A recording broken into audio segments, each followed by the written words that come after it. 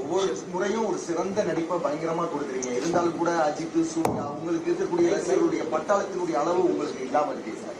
அது நீங்க ரசிகர் பட்டாளம், என்னோட பட்டாளம் பத்தி உங்களுக்கு தெரியல. அவங்க நீங்க வந்து தியேட்டர்ல பாருங்க. டாப் 3ல நாங்க வந்து என்னமாவும் இருக்கு. டாப் 3ல அந்த டாப் 3, டாப் 4, டாப் 5 இல்லைங்க. எப்படின்னா இந்த ஃபேன்ஸ் சொல்றீங்கல்ல, ஃபேன்ஸ் இருக்கிறது ஒண்ணு, ஜெனரல் ஆடியன்ஸ்னு ஒண்ணு இருக்கு. நீங்க என்ன பொறுத்த வரைக்கும் எல்லா ரசிகர்களும் என் ரசிகர்கள் ஏதாவது ஒரு விதத்துல. சோ அது வந்து இன்டர் பண்ணக்கூடாது, மன்னிச்சிருங்க. ரசிகனா என்னால சும்மா இருக்க முடியாது.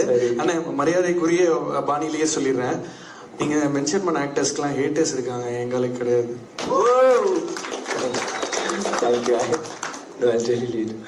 So அது தேங்க்யூ.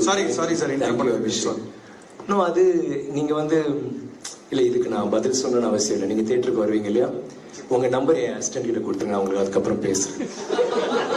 இதே கேள்வி நீங்க அவங்க கிட்ட கேட்பீங்க ஒரு நாள், நாளைக்கா கூட இருக்கலாம். இல்ல நான் பெரிய லெவல் வந்துட்டேங்க.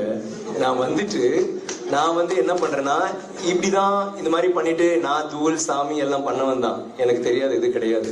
ஆனா எனக்கு வந்து வேற என்ன பண்ணலாம், நம்ம சினிமா வேற எங்க கொண்டு போகலாம், நம்ம ஏன் பண்ணக்கூடாதுன்ற ஒரு முயற்சியில் இறங்குனேன். அது வந்து சில டைம் அது வந்து படங்கள் சின்னதாயிடும், அந்த மாதிரி படங்கள் வந்து. பட் எனக்கு வந்து இல்ல பரவாயில்ல, நம்ம முயற்சி பண்ணி அந்த முயற்சி எல்லாம் பண்ணதுனால தான் தங்கலாம், அந்த முயற்சி எல்லாம் பண்ணதுனால தான் வீர தீர சூரன். புரியுதுங்களா? நீங்க என்னோட படங்கள் எந்த படம் வேணா எடுத்து பாருங்க, ஏதாவது ஒரு படத்துல நீங்க குறை சொல்லுங்க. நீங்க வந்து அந்த டைம்ல படம் ராவணன் வந்து ஹிந்தியில ஏதோ வச்சு ஓடல, அது ஒரு ஐகானிக் ஃபிலிம். இன்னைக்கும் வந்து ராவணன் பத்தி யார், எங்க வீட்டுல ராவணன் தான் எங்களோட பெஸ்ட் மூவி.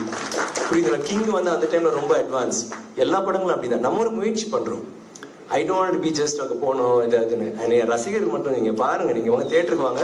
உங்களுக்கு டிக்கெட் கிடைக்கலன்னா சொல்லுங்க, நான் வாங்கி கொடுக்குறேன். Sir hi sir. ஒரு நிமிஷம் சார், நீங்க யார் ஃபேன்? நீங்க